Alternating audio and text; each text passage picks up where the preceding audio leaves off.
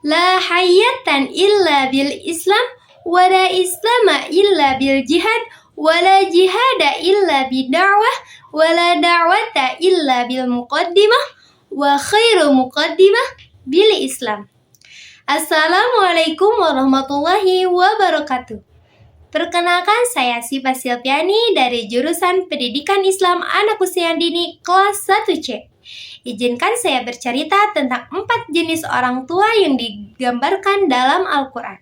4 kisah ini bukan hanya sekedar sejarah, tapi juga cerminan bagi kita sebagai anak, sebagai orang tua, dan sebagai manusia.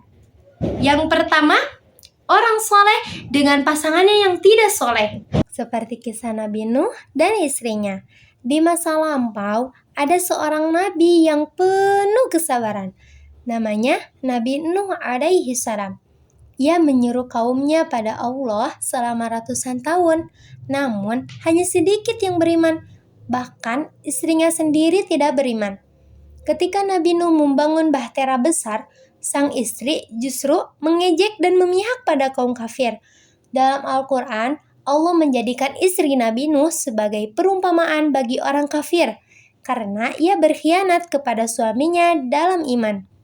Dari kisah ini, kita belajar bahwa kesolehan seseorang tidak bisa diwariskan hanya karena hubungan darah atau pernikahan. Hidayah adalah milik Allah.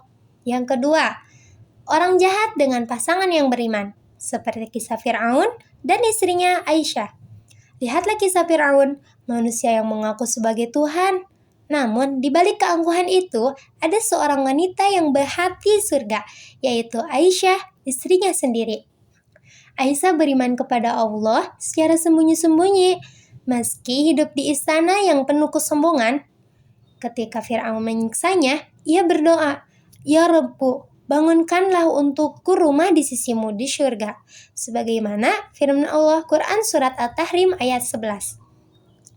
Aisyah menjadi simbol keteguhan iman, bahwa cahaya hidayah bisa bersinar bahkan di tengah kegelapan istana.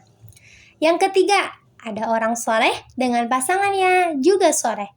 Seperti kisah Nabi Ibrahim dan istrinya Sarah dan Hajar. Inilah rumah tangga yang dipenuhi keimanan dan ketulusan. Nabi Ibrahim adalah bapak para nabi dan istrinya. Sarah dan Hajar adalah wanita-wanita mulia. Mereka rela meninggalkan kesegalanya demi perintah Allah Subhanahu wa Ta'ala. Hajar bahkan ditinggalkan di padang tandus bersama bayi Ismail. Namun, ia tidak mengeluh dengan keyakinannya. Ia berkata, "Jika ini perintah Allah, maka Allah tidak akan melantarkan kami." Dan dari keteguhan itu, lahirlah air Zam-Zam, rahmat bagi jutaan manusia hingga kini. Dan yang terakhir, ada orang jahat dengan pasangan yang juga jahat, seperti kisah Abu Lahab dan istrinya Ummu Jamil. Abu Lahab adalah paman Nabi Muhammad SAW. Namun ia menjadi musuh Islam yang paling keras. Istrinya, Ummu Jamil, tidak kalah kejam. Ia menyebar fitnah, menyakiti Nabi, dan menebar duri di jalan dakwah. Maka Allah menurunkan surat khusus tentang mereka. Salah kedua tangan Abu Lahab, dan benar-benar binasa dia. Tidaklah berguna baginya, hartanya, dan apa yang ia usahakan. Kelak, ia akan masuk ke dalam api yang bergejolak, neraka. Dan begitu pula istrinya, pembawa kayu bakar, menyebar fitnah. Di lehernya ada tali dari sabut yang dipintal. Tidak salah kedua tangan Abu Lahab dan istrinya membawa kayu bakar atau penyebar fitnah. Quran Surat Al-Lahab ayat 1-4.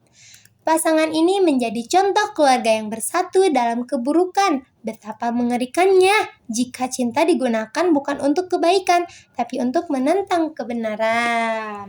Itulah 4 kisah yang mengajarkan kita satu hal penting, bahwa kedekatan fisik tidak menjamin kesamaan iman. Ada suami soleh dengan istri durhaka, ada istri beriman di samping suami zalim, ada pasangan yang sama-sama mulia, dan ada pula pasangan yang sama-sama binasa. Mari kita bercermin, termasuk keluarga yang manakah kita ingin menjadi?